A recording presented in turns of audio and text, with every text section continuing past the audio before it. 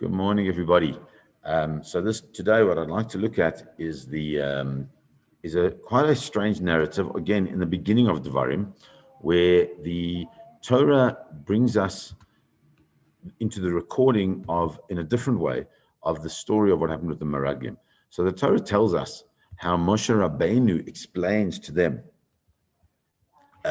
what had happened in the time of the Meraglim.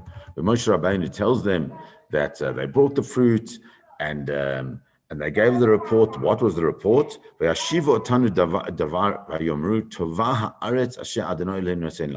the land is good. He said,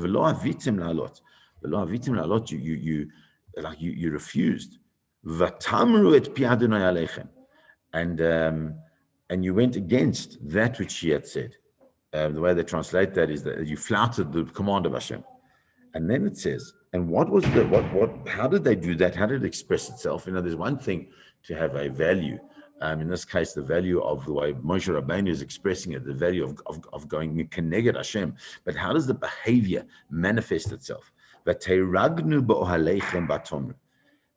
did something. Rashi says Vateragnu is Vateragnu Lashon Hara. They spoke ill. But it's not just normal Lashon Hara that we understand. We understand the halacha of Lashon Hara is the halacha of where you say something which is in actual fact it's true, but it's just its consequence or its intention is negative. But here, what Rashi says is that this is Lashon Hara. What is Motzi Diba? Motzi Diba means that you said negative things. It was so inappropriate at this point in time for them to be saying negative things. Ribbon Shel Olam is about to take them into this land that he had promised them, the land that he had said was going to be the place where they would where they would move from the slavery of Mitzrayim to be independent, to have sovereignty of their own land. And all of a sudden, they Motzi Diba. And what is the Motzi Diba? Vatomru, and they said, B'sinat Adonai Otanu.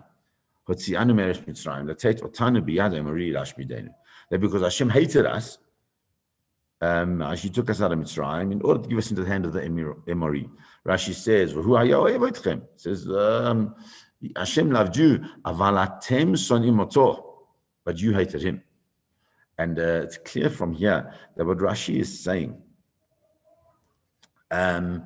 is that what they've done is they've projected their feeling, their sense of animosity towards HaKadosh Baruch Hu, right?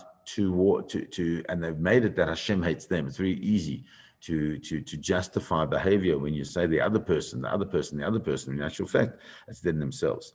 And on this, the Netziv asks a question, and his question is quite strong. He says, "Yesh lavin eich Allah al adat lachshov el davar kazot."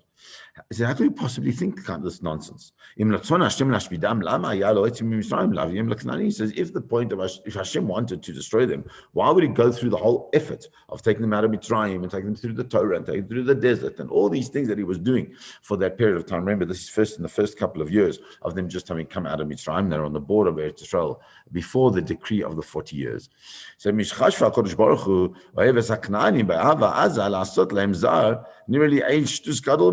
there's no greater shtus, there's no greater nonsense, there's no greater foolhardy statement than this. So what do they think? Hashem promised Avram, Yitzchak, and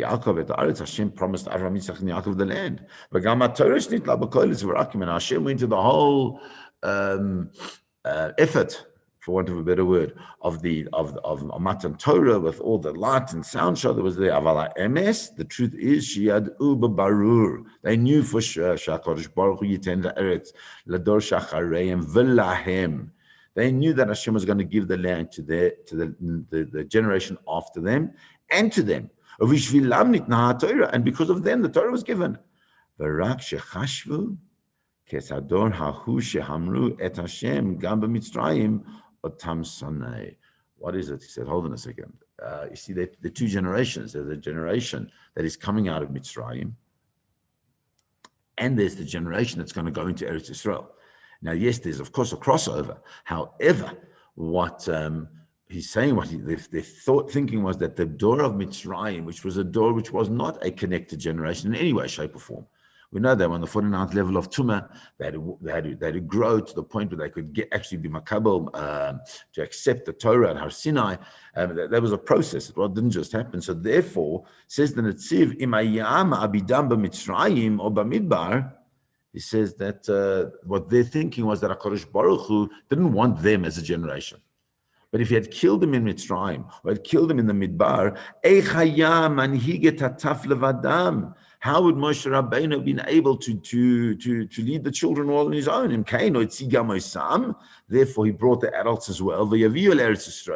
And he put them into Eretz Yisrael.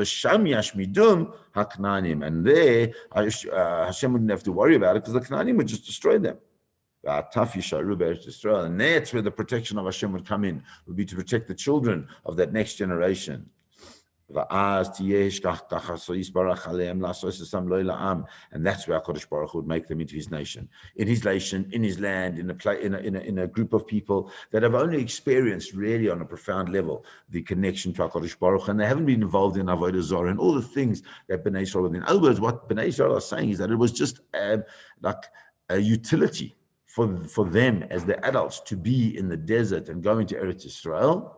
And all that the Meraglim was saying to them was highlighting the fact that for them as the adults it would be dangerous. And that's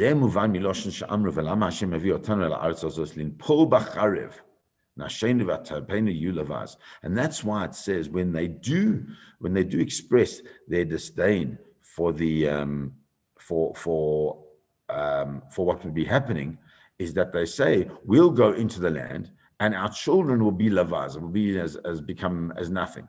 And really what that is, what they're saying is that we are not going to survive. Our children will survive. They knew that. They felt that. How do they know they're going to be lavaz? Lava is like the spoils of war. And they wouldn't be killed. Maybe it should just say they would become captives.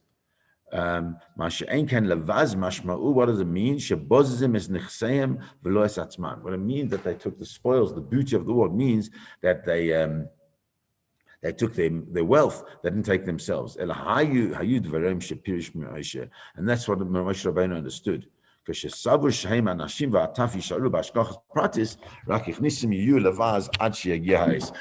that what he understood is that everything would be under hashgacha pratis, that everything would work, everything would be fine, they wouldn't die, they would be lavaz, they may not be in the most safe and sound space, but everything would be okay until what? Until the time came for HaKadosh Baruch Hu to once again take back ownership and make them into his very own people. And so that is how the Moshe Rabbeinu sees us. And therefore he says, and what else did they say? So where are we going to? What's this place that you're taking us into? What's happened is, our brothers. Our brothers doesn't just mean our brothers. Our brothers mean the people with whom we connect. Those are the people who we thought that would be the ones who would lead us. They've taken our hearts out of us. They've said it's an incredibly big nation. Arim, Gedolot, V'sorot, B'Shamayim, all these huge cities, everything. And they saw these different things. But I said to you, Moshe Rabbeinu says, Al ta'artzun v'lo tirunhem. Don't worry, don't be scared of them.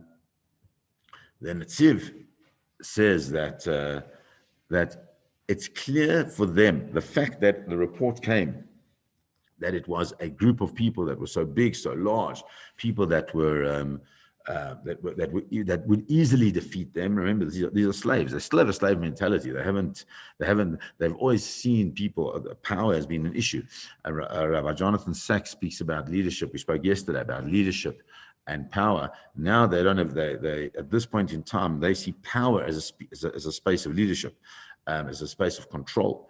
And so therefore, Moshe Rabbeinu says to them, Lo ta'artzun. Says, listen, Ein lachem lishboret halev, says the Netziv. Says, you don't have to break your heart over this. V'gam lo lira la'asot b'poel. And also, there's nothing for you to worry about.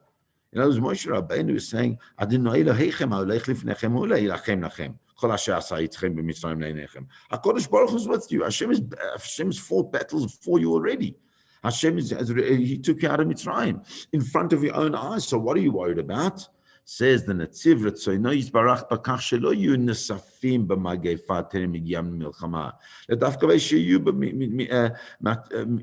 Mit Lachmim Yazor Lachem. HaKadosh Baruch Hu is not going to kill them before you go into war. He wants you to be part of that process, which is such a big thing, such an important concept, that HaKadosh Baruch Hu doesn't just do it, but HaKadosh Baruch Hu wants us to be part of that process. He's not going to just destroy them in a Magefa, in some type of plague, but rather he's going to, you, Bnei Israel, are going to go, you're going to fight against them, but HaKadosh Baruch Hu's power and force is behind you. Everything he did with you in Mitzrayim. Where did you see that? You saw that when the whole nation of Mitzrayim came against you at the sea. HaKadosh Baruch Hu didn't destroy them until they got to the sea. That's the cover of HaKadosh Baruch Hu. You, Bnei Israel, you haven't yet understood that nuance, that the cover of Hashem, the honor of the Ribono Shel Olam, is when you, Bnei Israel, play a role, and it's seen by everybody. Says, no, you see, when it comes to the Knaanim, they are such great warriors, and they'll fight with all their might, and so must you. But Mikol Makom, because you are fighting against an army so much greater than you. HaKadosh Baruch Hu's honor will be there, because everyone will ascribe it to Hashem, Hamilchama v'Hateshua, the war and the salvation. And that's really what HaKadosh Baruch Hu wants. So Moshe Rabbeinu is teaching them. If you remember, we spoke about the vision.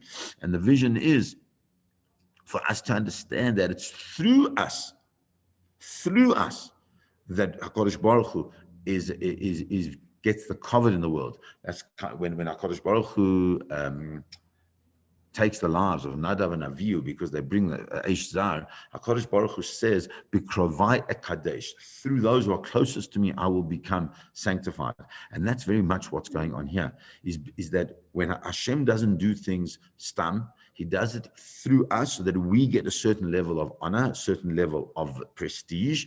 But most of all is that people see that it is our relationship with HaKadosh Baruch Hu, that we mechabed him through those type of victories. And I think that as we're coming now in this time that it is, where we see what is happening all over the world, and we can see that the miracles that have happened in the state of Israel, just with the fact that life is normal there, very one of the few countries in the world where things are kind of back to normal, everything's okay. Why? Because HaKadosh Baruch Hu doesn't want to just do it himself. He wants to bring Bnei Israel into that space, in order that Bnei Israel can be Makadesh Shem Shamayim.